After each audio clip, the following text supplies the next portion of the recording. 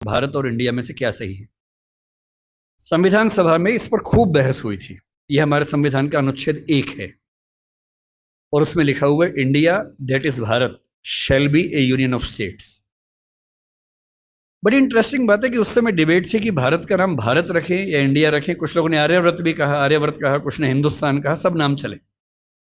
अंत में सहमति बनी कि नहीं, भारत और इंडिया ही ठीक है। नेहरू जी ने खुल के तो नहीं, पर नेहरू जी के पर्सपेक्टिव से जो बात वहां पर ज्यादा आई वो ये थी कि हमारे संविधान के बनने की प्रक्रिया में जो बहुत सारे एक्ट थे जो अंग्रेजों ने बनाए थे, जैसे इंडिया इंडिपेंडेंस एक्ट 1947 का है, 1935 का एक्ट था, उन सब में इंडिया का इस्तेमाल था। उस समय के भारत की तरफ से जो समझौते अंतर्राष्ट्रीय थे उन सब में इंडिया नाम था। पश्चिम की दुनिया हमें इंडिया के नाम से जानती थी, अमेरिका हो, फ्रांस हो, कोई भी हो, सब इंडिया जानते थे। नेहरू जी का मिजाज जो था वो ये भी था कि हमें ग्लोबल पर्सपेक्टिव में चीजों को देखना है, पूरी दुनिया से संवाद करना है, क्योंकि उनकी रुचि अंतर्राष्ट्रीय मुद्दों में ज्यादा थी, बहुत ज्यादा थी। मेरे ख्याल से इन सब वजहों से तय हुआ कि हम अपना नाम इंडिया रखेंगे, पर इंडिया के बराबर महत्व भारत का भी रहेगा। तो लिखा गया India that is Bharat. India जो कि भारत है, राज्यों का एक संघ होगा। 4 दिन पहले की बात है, मैं हॉलैंड में एक टैक्सी में बैठा हुआ था। इंटरेस्टिंग बात सोच के देखिए, टैक्सी का ड्राइवर मोरक्को का रहने वाला था। उसको जैसे ही पता लगा मैं भारत से हूं, उसने मुझसे यही सवाल पूछा। उसने कहा कि यू आर फ्रॉम इंडिया। मैंने कहा yes. We are listening to a debate India और Bharat, what do you think. मैं बड़ा चकित कि ये मोरक्को का आदमी हॉलैंड में रहता है, इसके मन में ये सवाल आ रहा है। तो मैंने कहा कि ये तो राजनीतिक कारणों से हुआ है, लेकिन बात अपने आप में सही है। मैंने कहा जैसे बॉम्बे मुंबई हुआ, मुझे खुशी हुई, क्योंकि मुंबई की आबादी के लिए मुंबई में जो मजा है वो बॉम्बे में नहीं है।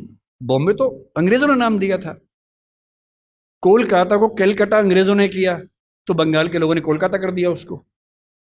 दिल्ली को दिल्ली के लोगों ने दिल्ली कर दिया, दिल्ली ही बना के रखा हुआ है, DILLI। ये होना चाहिए। काहे के दिल्ली भाई, हम क्यों दिल्ली बोलेंगे दिल्ली को।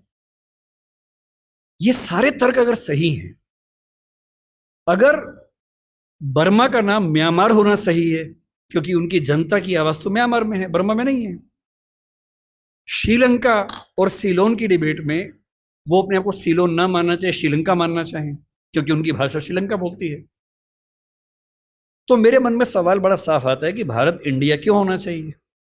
मैं फिर स्पष्ट कर दूं, मैं सरकार के पक्ष में नहीं बोल रहा हूं, मुझे उनसे रत्ती भर मतलब नहीं। मैं एक विचार की बात कर रहा हूं। और मैं जब संविधान पढ़ाया करता था, अनुच्छेद 1 पढ़ाते हुए मैं हमेशा बोलता था कि मुझे चुभन होती है ये पढ़ते हुए कि इंडिया दैट इज भारत। दोनों ही लिखने थे तो भारत दैट इज इंडिया कर देते। अगर दोनों ही लिखने थे, ठीक है, दोनों रखें, क्या दिक्कत है। इंटरेस्टिंग बात इसके बाद है, मोरक्को के उस ड्राइवर ने उसके बाद पता है क्या कहा, हिंदी में अगर बताऊं, बोले अच्छा अच्छा ये मामला है, अब समझ में आया। फिर बोले कि बड़ी इंटरेस्टिंग बात है, हमारा नाम मोरक्को पड़ गया फ्रेंच लोगों की वजह से। मोरक्को के लोग मोरक्को को मगरिब बोलते हैं। और जब मैं सऊदी अरबिया गया, सऊदी अरब के लोगों ने मुझसे पूछा कहां से आए हो, मैंने कहा मोरक्को। उन्होंने इस भाव से देखा कि मैं पागल हूं। बोले नहीं, मगरिब से आए हो। अगर मगरिब की आबादी खुद को मगरिब कह के खुश है, तो उसे फ्रेंच लोगों की वजह से मोरक्को क्यों कहा जाए। इंडिया शब्द वेस्ट ने दिया और बुरे भाव से दिया। उनकी नजर में इंडियन होने का मतलब है बहुत पिछड़ा हुआ होना, रेड इंडियंस, वेस्ट इंडियंस। तो आज ये क्यों हुआ, मैं समझता हूं कि राजनीतिक निहितार्थ है, और उस राजनीति में मेरी रुचि जरा सी भी नहीं है। लेकिन ये आज हो या कभी भी हो, मैं इस पक्ष में हूं कि देश का नाम देश की भाषा में होना चाहिए, और देश की भाषा भारत के पक्ष में है। आप इंडिया भी रख लीजिए, इंडिया दैट इज भारत के बदले भारत दैट इज इंडिया मेरी पहली पसंद होगी। मुझे इंडिया से दिक्कत नहीं है, पर भारत मेरी पहली मोहब्बत है। नमस्ते सर, मेरा नाम अदिति